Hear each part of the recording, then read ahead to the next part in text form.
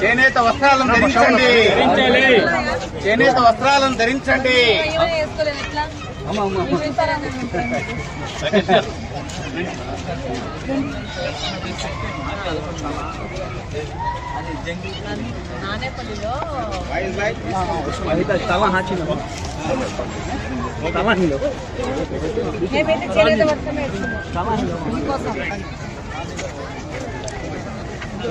అంతా లెనిన్లోకి వెళ్ళిపోయినారు జనాలు.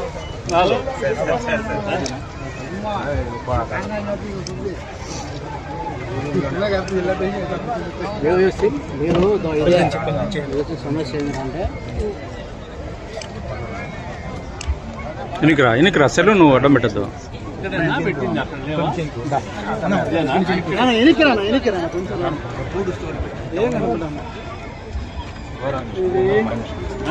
పెద్దన్న కొంచెం ఫోన్ తీసుకున్నట్లా ఏం కొనమంటావు చెప్పు.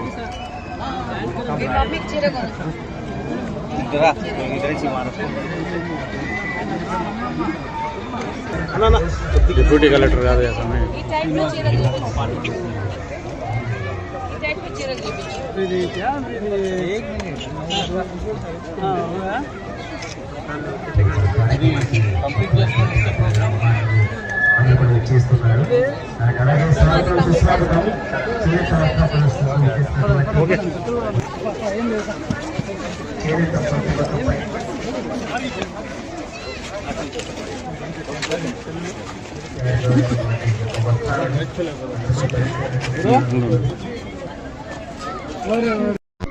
చేనేత వస్త్రాలు హ్యాండ్లూమ్స్ కి ప్రోత్సాహకరంగా చంద్రబాబు నాయుడు గారు ఈ ప్రోగ్రామ్ ని మొదలుపెట్టారు.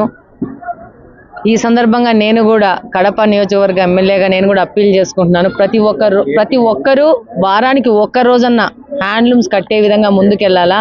తద్వారా చేనేత కార్మికులకు వాళ్ళకి సపోర్ట్ ఇచ్చే విధంగా, వాళ్ళకి కెరీర్ పరంగా కానీ వాళ్ళకి వ్యాపార పరంగా కానీ సపోర్ట్గా మనం అందరం ఉండాలా. నేనైతే హ్యాండ్లూమ్సే కడతాను. హ్యాండ్లూమ్స్ తప్పితే ఇంకోటి నేను కొన్ను దాదాపు 20-25 years అయిపోయింది నేను హ్యాండ్లూమ్సే కొంటాను. నాకు ఈ క్లాత్స్ గురించి కానీ వీటి డిజైనింగ్ గురించి కానీ ఈ చేనేత పరిశ్రమ కానీ చాలా ఇంట్రెస్ట్, వీటి మీద బాగా నాలెడ్జ్ కూడా ఉంది. డెఫినెట్గా ఈ సందర్భంగా అందరికీ ప్రమోట్ చేస్తున్నాను. ప్రతి ఒక్కరూ హ్యాండ్లూమ్ని ప్రమోట్ చేసి మన దగ్గర ఉన్న చేనేత కార్మికులకు కానీ దాని మీద ఆధారపడిన వాళ్ళకి కానీ సపోర్ట్ చేయాలని కోరుకుంటున్నాను. Thank you very much.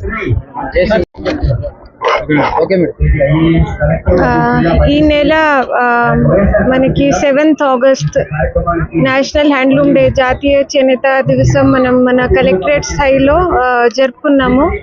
ఆ రోజు కలెక్టర్ సార్ ఈ ప్రోగ్రామ్ ని ఇంకా జనాల దగ్గర తీసుకువచ్చి ఇక్కడ శిల్పారామంలో కండక్ట్ చేయమన్నారు. సో దాని గట్టుగా మన ఏడి హ్యాండ్లూమ్స్ గారు ఈరోజు సండే ఉన్నప్పుడు ఈ ఒక కార్యక్రమం ఇక్కడ ఏర్పాటు చేయడం జరిగింది. సో ఇక్కడ మన హ్యాండ్లూమ్స్కి సంబంధించి ఎగ్జిబిషన్స్ ఉన్నాయి. సో మనం అందరినీ అపీల్ చేస్తున్నాము.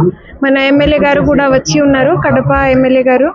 సో ఎమ్మెల్యే గారు చెప్పినట్టు అందరూ కూడా అట్లీస్ట్ ఒక వారంలో ఒక రోజు అయితే ఖచ్చితంగా హ్యాండ్లూమ్స్ మాత్రమే వేసుకోవాలి.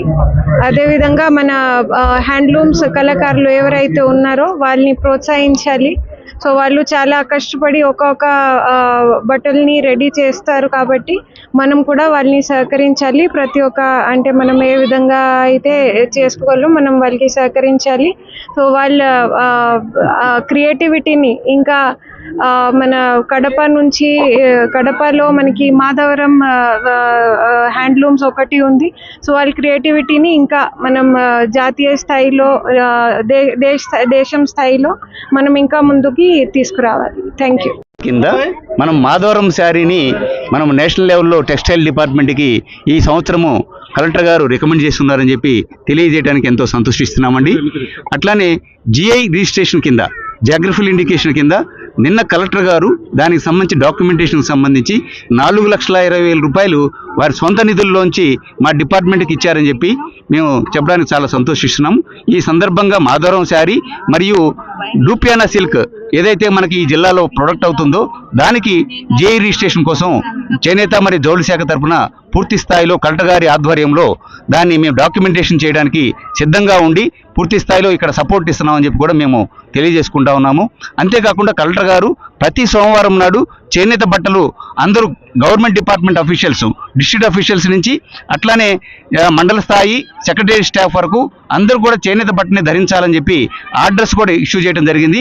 వాటన్నిటిని కూడా మేము మన కన్సర్న్ డిపార్ట్మెంట్ గ్రూప్స్లో పెట్టి అందరూ కూడా చేనేత బట్టలని ధరించాలని చెప్పి మేము ప్రోత్సహిస్తున్నామని చెప్పి ఈ సందర్భంగా తెలియజేసుకుంటున్నాము. చేనేతను ధరించండి, నేతలను ఆదుకోండి అని చెప్పి ఈ సందర్భంగా మీకు అందరికీ తెలియజేస్తూ కడప పట్టణ ప్రజలు ఇక్కడ ఈ ప్రాంతంలో తయారవుతున్నటువంటి చేనేత బట్టల్ని ఆదరిస్తారని చెప్పి కోరుకుంటూ ముగిస్తున్నాం సార్. అడుగంటిపోతున్న నేతన్నల శ్రమను గుర్తించి సమాజానికి సంపద సృష్టించే స్థాయికి రావాలని చెప్పి రాష్ట్ర కేంద్ర ప్రభుత్వాలు కృషి చేస్తున్న హ్యాండ్లూమ్స్ కొరకు, చైతన్య కొరకు ప్రతి ఒక్కరు కూడా ప్రజలు సహకరించాలని చెప్పి కోరుకుంటూ ప్రతి ఒక్కరు కూడా చేనేతను ధరించాలా. కనీసం వారానికి 1-2 సార్లు అయినా. ఇది చాలా చౌకగా దొరికే ప్రోడక్ట్. ఇది చేనేతలు ఇప్పటికే గత 5 సంవత్సరాల్లో రాష్ట్ర ప్రభుత్వం, జగన్మోహన్ రెడ్డి గారి ప్రభుత్వం పూర్తిగా నిర్లక్ష్యం వహించింది. వాళ్ళైతే చాలా దీనావస్థ స్థాయికి పోయినారు. అందుకే వాళ్ళందరినీ కూడా ప్రోత్సహించడానికే వాళ్ళ కోసం కరెంటు రాయితీలు కానీ ఇతరతర రాయితీలు కానీ ఇవ్వడం కూడా ఈ రాష్ట్ర ప్రభుత్వం చేస్తూ ఉంది. చంద్రబాబు నాయుడు గారు కూడా వాళ్ళని ప్రత్యేక దృష్టితో చూస్తూ చేనేతను ఆదుకోవాలా, నేతను ఎప్పుడు కూడా సంపద సృష్టించే స్థాయికి రావాలని చెప్పి సమాజానికి ఉపయోగపడాలని చెప్పి కోరుకుంటున్నారు. ప్రతి ఒక్కరు కూడా చేనేతను ప్రోత్సహించాల్సిందిగా కోరుకుంటున్నారు.